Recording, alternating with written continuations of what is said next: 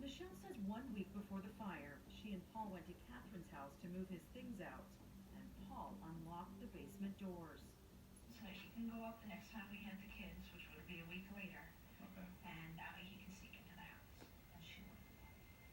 According to Michelle, Paul wasn't with her on the night of the murder. That alibi was a lie. Instead, she said he was with a fellow paramedic named Scott Sherwood who drove Paul to Narrowsburg.